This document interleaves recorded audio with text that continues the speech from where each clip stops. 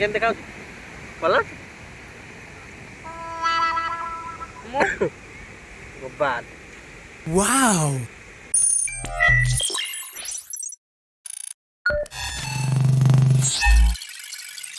आज थिला संडे से इच्छा है जगह दर्शन करिए कथारे कहते डोरी न लगे कहीं भी जापर सेमती जीवु जीवु बोली बहुत चेष्टा करी फाइनाली 1 ईयर पर आम नुआ वर्षर प्रथम जगह दर्शन करने आम बाहर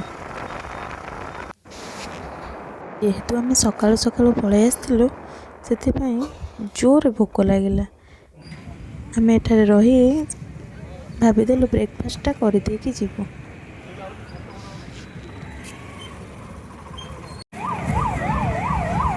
एटा केते किलोमीटर पुरी केते किलोमीटर 22 किलोमीटर पुरी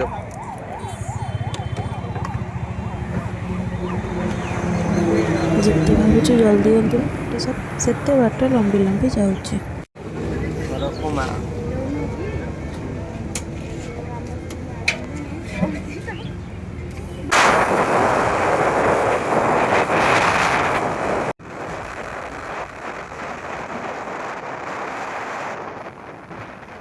खाई सारी आम भाविलु आज मोर आईशाशुर डेथ हो जाता वर्षे पर भाभी बालुकेश्वर जीव तेणु भाविली आज गोटे समय दीटाक दर्शन करदेवी प्रथम आम पहुँची जाइलु बाबा बराड़ बालुकेश्वर मंदिर से बहुत भल भाव आम दर्शन कर बहुत सुंदर लगिला दर्शन भीड़ भी बहुत होता है तापर भी आम बहुत भल भाव दर्शन कर फेरीगलु पुरी रास्तार जेते थर पुरी गले कौन हम मन तो जमा मन न थाए और लगु थाए प्रथम थर जमती आसी कि कमेंट रे कहिबे आपण मानक सेमती केबे फील हेछि कि जेमते मते फील हुए समस्ते जानिथिबे पुरी गला को हमर बाटरे पड़ते माँ बाट मंगला तांको बा दर्शन न करी आमे केमिति पुरी बाहरी जीवु सेठिपई आमे सेठी बाटरे गाड़ी रखी आसीथिलु मांकर दर्शन बहुत भीड़ सहित मांकर पूर्व दर्शन मिलता जो कि सकाल सकाल माँ को दर्शन पाई बहुत खुशी लगे मो सहित गोटे भल चमत्कार जिनस है जिते मो माँ को प्रणाम करके ऊपर को अन थाए मुंडर गोटे सुंदर मंदार फूल खसला जोटा कि मो फास्ट टाइम थिला कोइंसिडेंस हो किंबा अन्यमनस्कर हो फूल खसवा कहते गोटे शुभ संकेत आपण मैंने जानी कि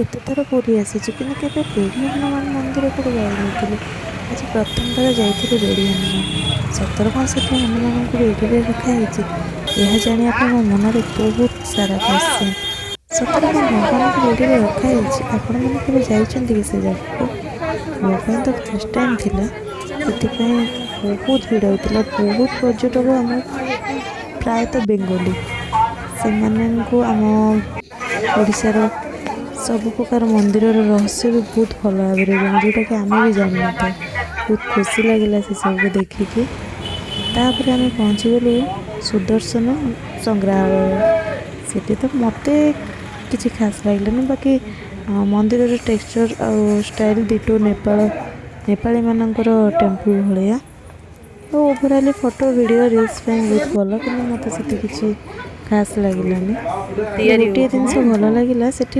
पत्थर निजे खोलिकी भल भल मूर्ति बना जाऊला देखो बहुत सुंदर लगुला कि प्लेस फोटो और वीडियो पे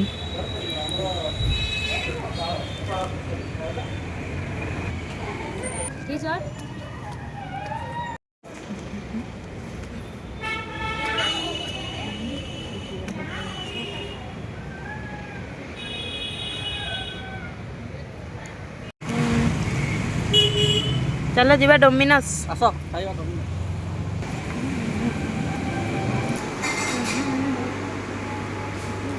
सेतेबेले बाजी जाइतिला 11:30 12टा जो टाइम रे बहुत जोर भोक लागला मु कहले ଏବେ ଯଦି ଆମେ ଲଞ୍ଚ କରିବା ତାହେଲେ ଆମେ ଅବଢ଼ା ଖାଇପାରିବାନି। କ'ଣ କରିବା, ସେଣୁ ବାଟରେ ପଡ଼ିଲା ଡୋମିନୋସ୍, ସେଥିପାଇଁ ଆମେ ଦୁଇଟା ଭେଜ୍ ପିଜା ନେଇ ଆସିଲୁ। ଠିକ୍ ଅଛି, ଆକୁ ଖାଇ ଖାଇ ଆମେ ରହିଯିବା। 3ଟା ବେଳେ ଗରମ ଗରମ ଅବଢ଼ା ବାହାରିଲେ ସେଠି ଆମେ ଅବଢ଼ା ଖାଇବା।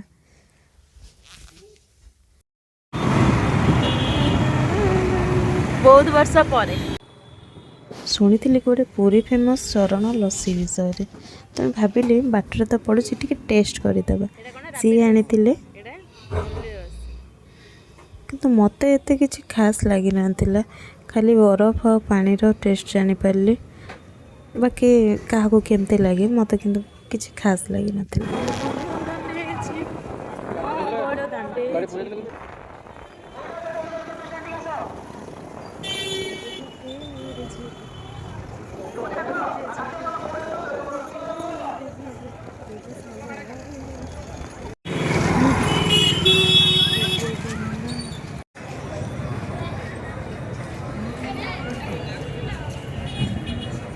ଏସବୁ ଶୌଚାଳୟ ନା, ଶୌଚାଳୟ ସବୁ ବ୍ୟାଗ୍ ରଖିବା ପାଇଁ ସବୁ ରଖିବା।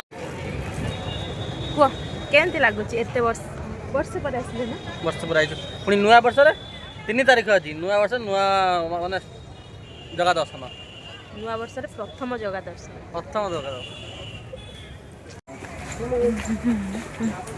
ଦର୍ଶନ ଆଉ ଅବଢ଼ା ଭଲ ଭାବରେ ଖାଇସାରିଲା ପରେ ଆମେ ବାହାରିଲୁ ଟିକେ ବିଚ୍ କୂଳକୁ। ସବୁବେଳେ ତ ସେ ସାମ୍ନା ସ୍ୱର୍ଗଦ୍ୱାର ବିଚ୍ ଯାଉଛି, ଭାବିଲି ଏଥର ଟିକେ ନୀଳାଦ୍ରି ବିଚ୍ କେମିତି, ସମସ୍ତେ ଯାଉଛନ୍ତି ମୁଁ ବି ଟିକେ ଦେଖିଦେଇ ଆସିବି।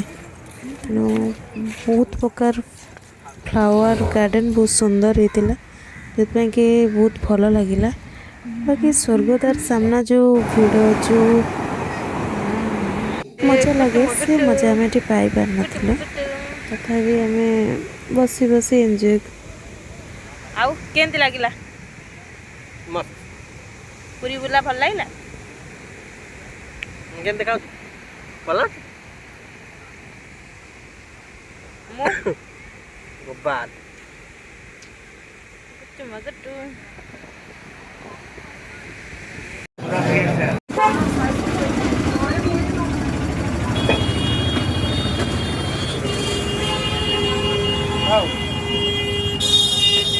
ହଉ, ସନ୍ଧ୍ୟା ଏବେ ହେଇଗଲାଣି, ଘରକୁ ଯିବା।